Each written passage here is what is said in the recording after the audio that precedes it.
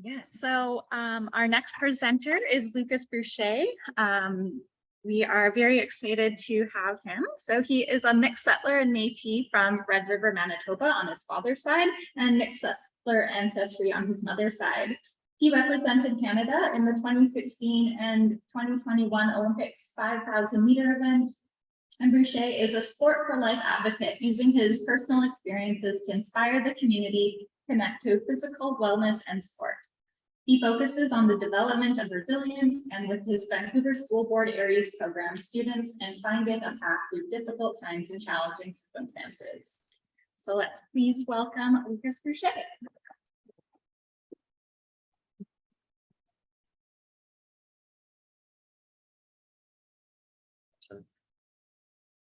Let me open the presentation or my slides.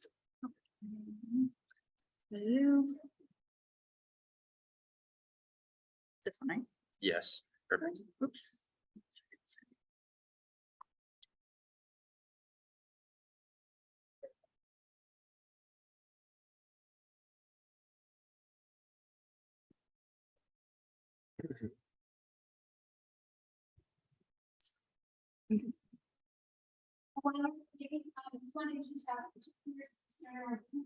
Our keynote for tomorrow.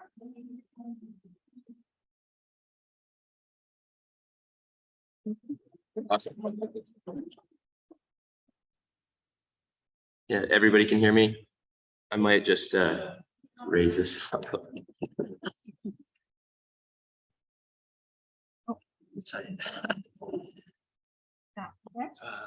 Yeah, it seems good.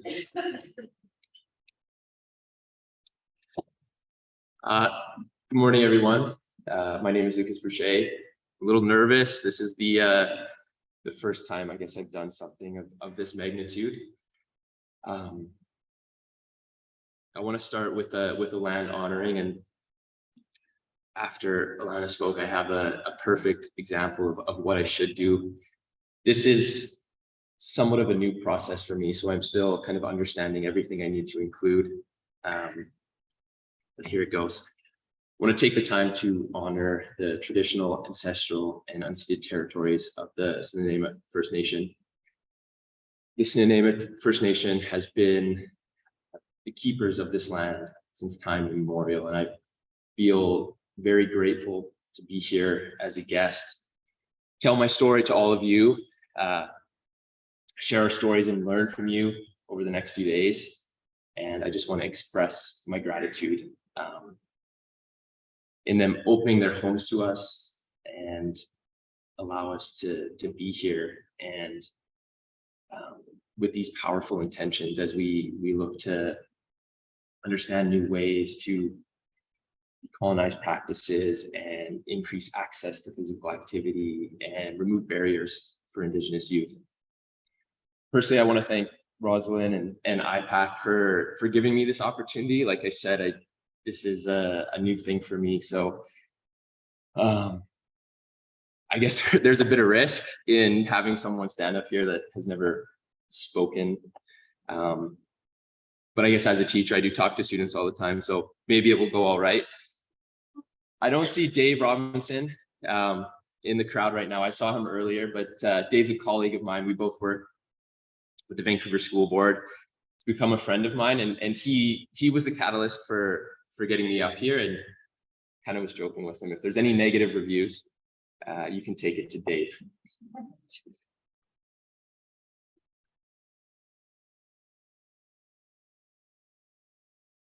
How do I go to the next slide?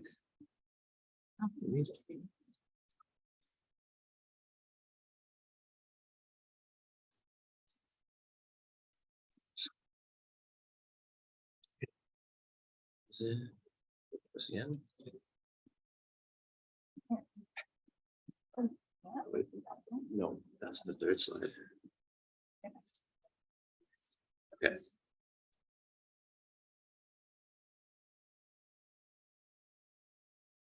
Okay, so I do have a presentation. This is not supposed to be the slide that's up right now, but today I'm going to talk about my personal journey, my journey through sport. how that kind of created the person that I am. And I guess as a youth, how the views I had, the understanding I had what the world was like, and how becoming a teacher and working with Indigenous youth has changed my perspective and kind of challenged kind of the way I go about things. So we're just going to get this slide up here on the board, and then I'll kind of start, I guess, telling you a little bit about where I came from.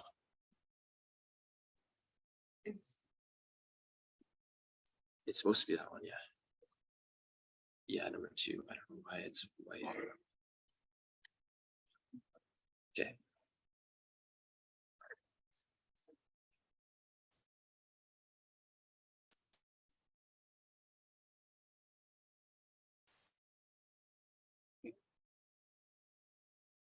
A lot of ways to keep them on the top now.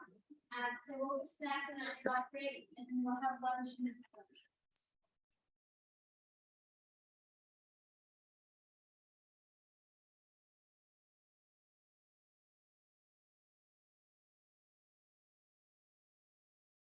and for like all in person, you can all in virtual together.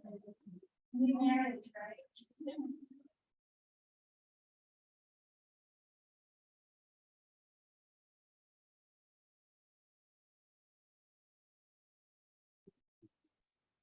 Hi, Kai. It's Darren here virtually.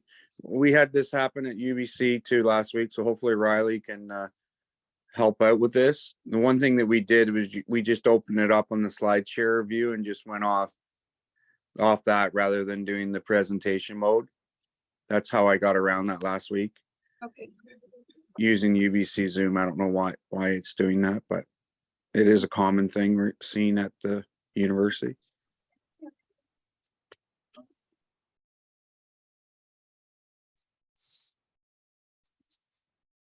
Not sharing your projector. Okay, thanks. Maybe just leave it off the. Oh, How's that? Okay, there we go. okay. And then if I, Hey, everyone. Hey, Sean. okay, yeah. I guess I just want to start by telling you a little bit about who I am. I guess I've already introduced myself. My name is Lucas Bruchet. Mixed settler ancestry on my mother's side, mixed settler and Métis from the LaFrance family from Red River, Manitoba on my father's side. I'm a teacher, a coach. I was a elite athlete at one point. That part of my life is behind me now. I competed at 2 Olympics and ran professionally for almost an entire decade. But how did I get there? You know, as a youth growing up, I had this one teacher. It's kind of a funny story, I guess. When I was in elementary school, I had too much energy. No teacher knew what to do. I was always going or being recommended to go see a doctor. Did I have ADHD? There was one teacher that instead of, you know, asking my parents to take me to the doctor to see if I needed some form of medication, she suggested cross country. Why don't we take him to cross country, see if he can find an outlet for his energy? And from there, I started to develop this love for running, this love for sports. When I was young, I know now I had a very privileged upbringing. I had access to any kind of sport. My brother and I were able to play basketball and hockey and baseball, and we never really had to worry about it. And, you know, as a kid, you don't necessarily connect that this is privilege, and you just go about your life enjoying those things and learning new skills and how to build relationships through sport. And it wasn't until later in life and where I find myself now that I recognize that that's not the case. And I'm trying to take those things that I learned and communicate it with the youth I work with. You know, as I grew up, I kind of, I moved through to university, and it doesn't seem like the slides are going to work that great, but I might have put too many pictures on there as I tried to kind of make it more engaging. Just keep talking. I'll see if I can fix it. I started to recognize the important things in sport, the life lessons I learned, the role models I had, whether it was a coach, a volunteer, an older teammate on the university team. I started to kind of build this understanding of what has an impact on me, what shaped me. And eventually I moved to the professional ranks and out of the professional ranks and into education. And I started to really understand, you know, these are important things. Sport has taught me so much, and how can I share that with other kids? I'm going to talk about this one photo here. This is the 2021 Olympics. To me, it's a really cool photo. There's athletes from all over the world. You can see I'm kind of in the mid pack there. My good friend Mo at the front there. And it's such a unique representation of no matter where you come from, no matter your lived experiences, the background, the trauma, the privilege you may have had, you can all have a goal and you can achieve it. And I want to tell a little story about Mo at the front there. Mo and I have kind of come through the ranks together as juniors and youth athletes, and then we were able to compete at the world stage against one another. And Mo won a silver medal at the Olympics, and it was cool to share that experience with him. Mo grew up in Somalia, a war-torn country, and came to Canada when he was 10 or 12 years old and found something that he loved. And the goals started small, and he was able to kind of continue to push those goals forward. And this is where he found himself. And the youth that I work with, every time I bring up goal setting, they always they balk at the idea. You know, why do I need to set goals? I've got enough trauma and challenges going on in my life that why do I need to put some grandiose thing down when I know I can achieve it?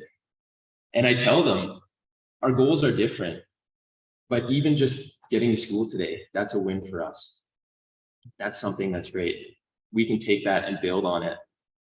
And for me, it's connecting that idea of resilience, goal setting. Even though they're smaller, you are achieving something and you're continuing to move forward. No matter what's going on, you can achieve whatever you want.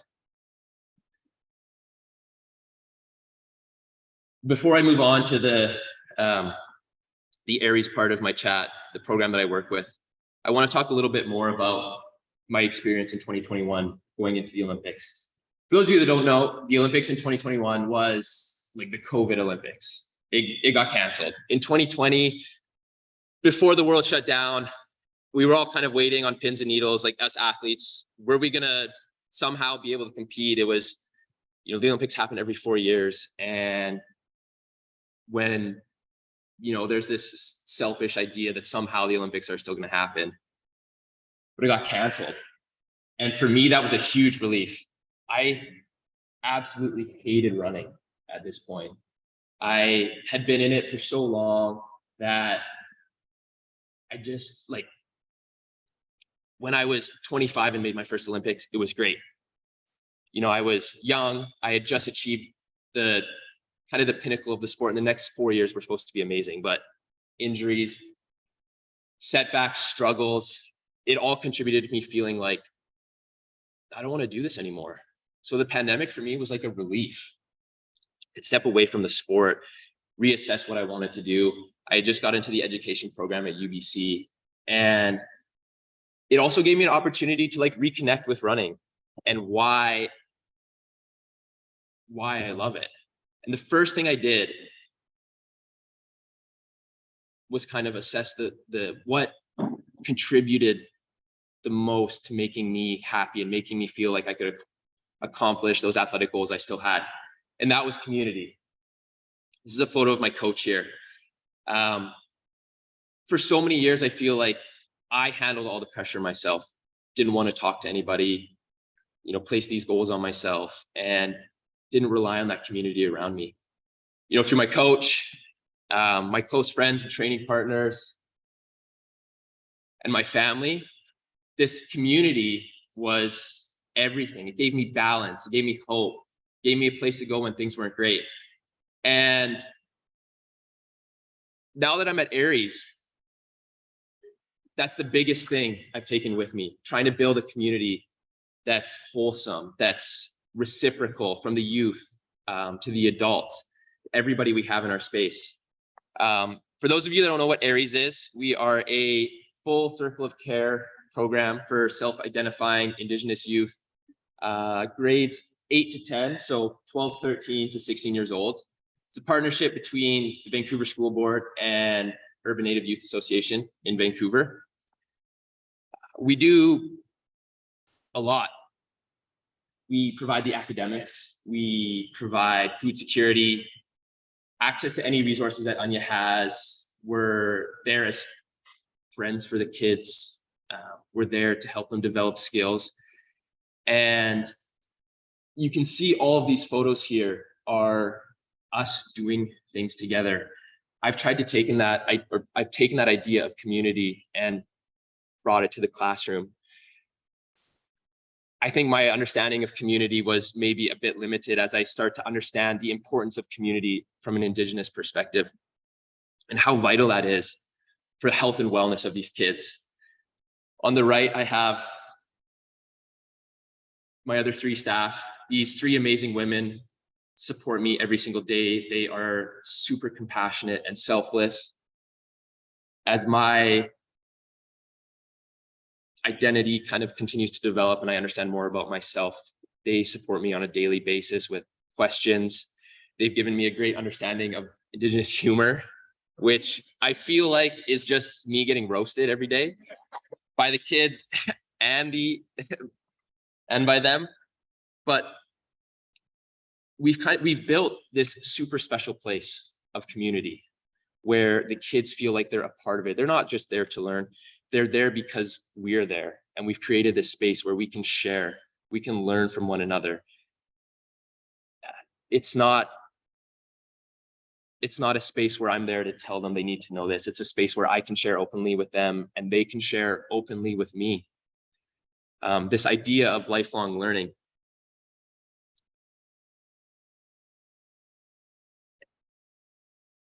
One of the things that we struggle with at the program and the challenges that these kids have faced is just getting to school. And we've created this space where they want to come on a regular basis. And I always tell the story, or I've told a few people now about a couple of the students in our class and how, because of previous experiences with bullying, they have a hard time with sport. And sport is a big thing for me. I'm supposed to be a PE teacher, or that's what I was trained to do. And every time we go to PE, like, maybe there's a little more excitement for me. I want this to be the best day of the week. But whether it was basketball or badminton or other games, we'd always have a challenge kind of getting going. And we shifted this idea took this idea of community and brought it, and we started doing Fitness Fridays, which to some kids could seem like punishment. But we sat in a circle, adults and youth, and we would just go around and share one exercise and one stretch. Student, a youth worker, and we kind of created this buy-in. And now Fitness Fridays are the most exciting day of the week for us. And so much so that, because of community, we've formed this connection for our students where they're starting to go to the gym outside of school. And they recognize the importance of it. And because of community, we've added another layer that contributes positively to their health and wellness. If you don't know what Dave looks like now, he's up on the screen. But Dave visits us once a week, and he's another individual that contributes positively to our community.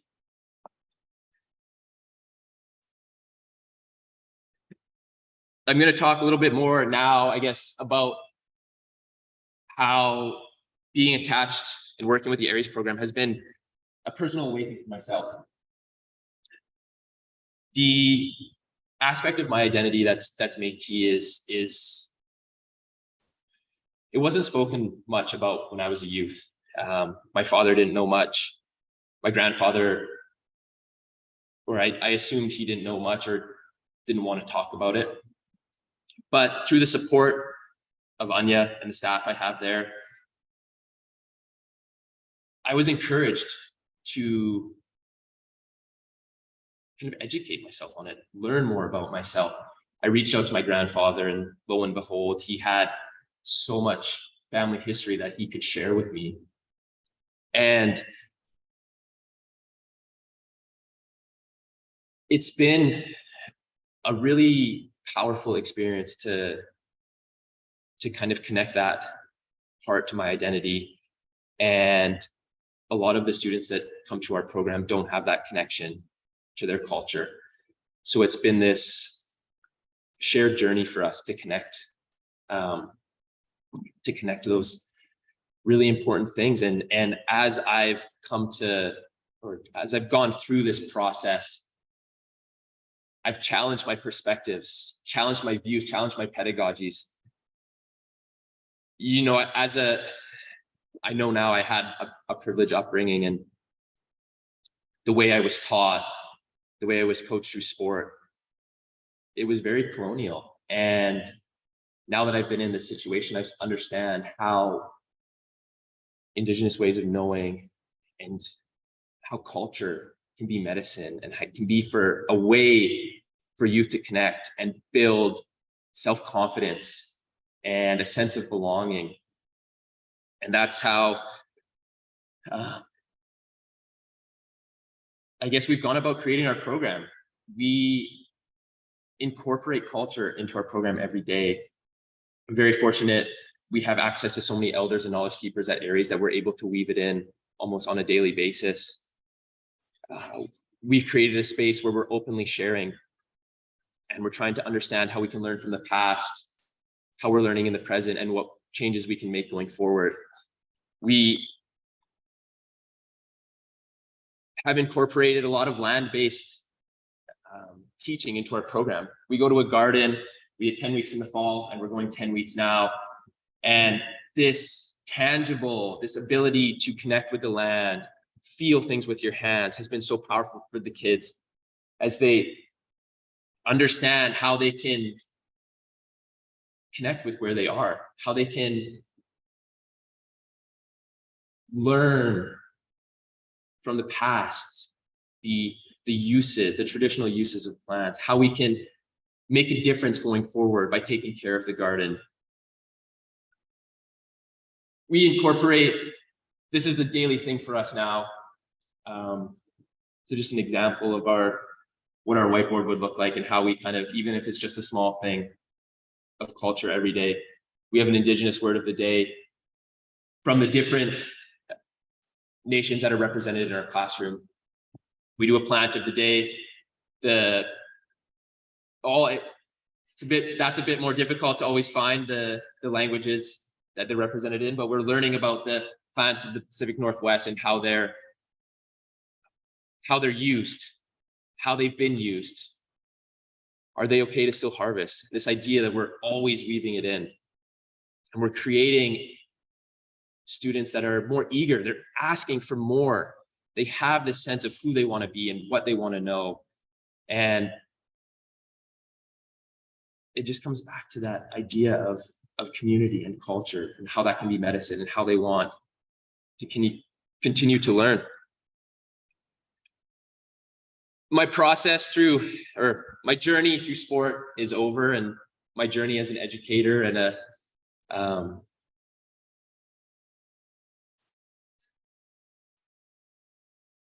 as an educator and an individual is happening. I'm continuing to learn and understand, and I don't necessarily know if my kids care if I went to the Olympics. We don't talk about it that often, but I feel like I'm making a change and making a difference, and I'm continuing to learn and share and continuing to build a space where I feel like youth want to come and want to build their self-confidence. They want to belong, and that contributes so much to their wellness. I just want to wrap up by telling you a bit about where I'm going. This is a photo of my wife and my dog, Betty. She's also a teacher, which kind of puts us in a unique place. She's in the mainstream high school setting where I find myself working with ARIES. But it's been really cool to share this journey as we both are really passionate about working with youth and making changes for youth. And we're sharing and challenging our perspectives on a daily basis. We're challenging the ideologies that we've made. We're sharing and we're growing together. I mentioned I coach. This has been an opportunity for me to stay connected with the running community and share what I've learned, I guess, in a more running specific way. But it's a way for me to connect with the people I share the land with in Vancouver and learn from them, share what I'm learning at the ARIES program. And finally, this is just a photo of me and my friends. I feel like this new connection to my identity it's been so powerful for me. I see it as a form of reconciliation. I didn't have this understanding of who I was. I didn't have this understanding of the challenges that Indigenous youth face, Indigenous people face in general. And I'm trying to use this platform that I have now to educate those around me, educate my family, my friends, challenge their perspectives. Even though it might be a small group of people, it's important for me that we continue to move forward,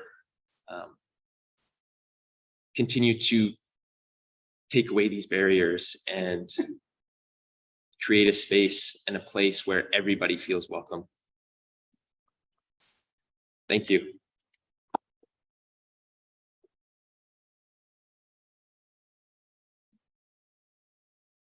Are there any questions from the audience?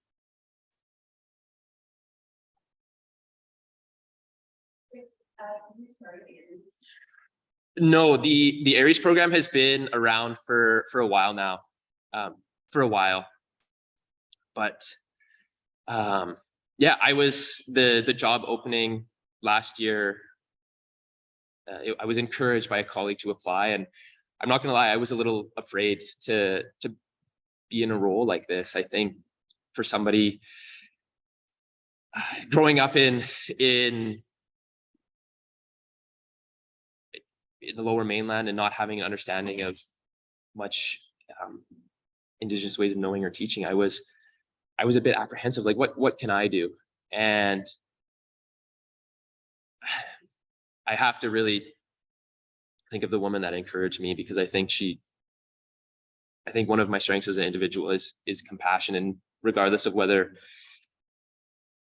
I had this understanding, I think I could be a compassionate individual and give these kids something to look forward to every day.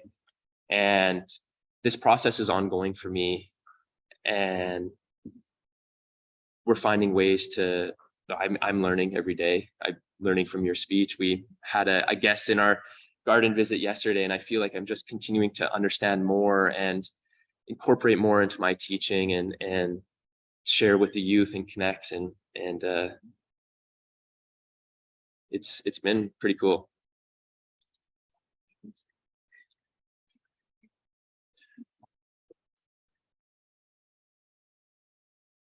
So I'd like to present. Thank you, Clark. Sorry.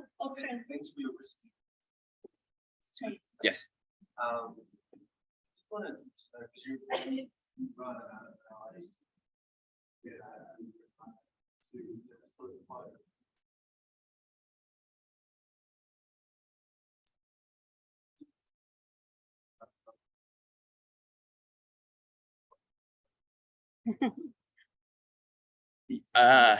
Yeah. Why did I run? I think I don't know.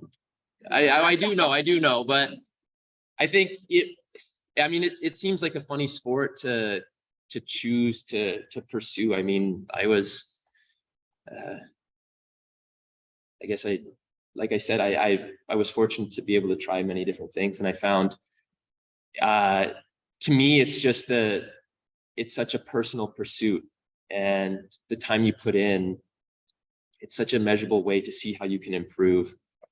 And I think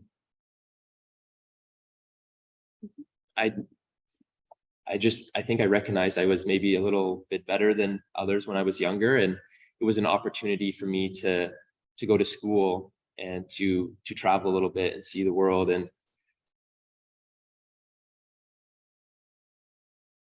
it's an interesting, running is an interesting thing, and that aspect of coaching I love, because working with athletes or with youth that are doing cross country or track and field, it's such a great way to understand having a goal.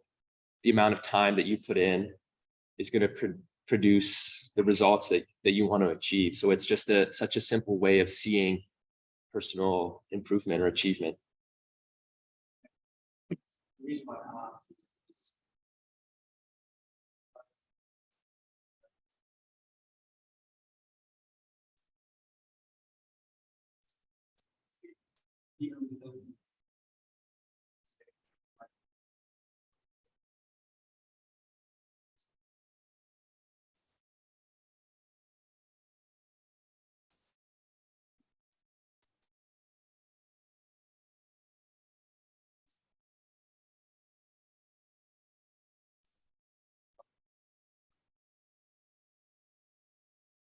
Great.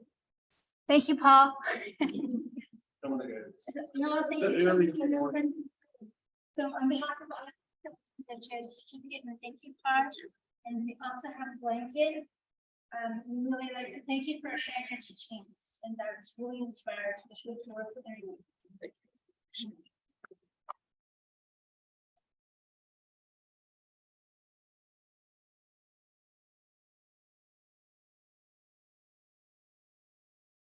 Oh, it's so tall.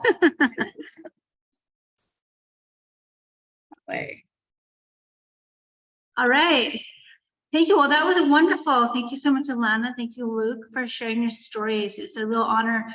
I just love when we have these conferences, because I just get so inspired, and it just really triggers me too, thinking about how much it's so wonderful to bring this network together, and how much difference you make in the community, especially for our youth. So thank you, Cooksham. And I think we're going to have a break now. We're going to kind of work on our IT a bit. A gentle reminder that if you signed up for the traditional canoe journey, Fred Rowland will be doing a blessing of the canoe at start for 1 hour. It's a 500-meter walk that way. We have presentations in the gym and in the fitness center. Make sure you upload your QR code. And Sean, did you want to say something? Okay, 1 second. Good morning, everyone.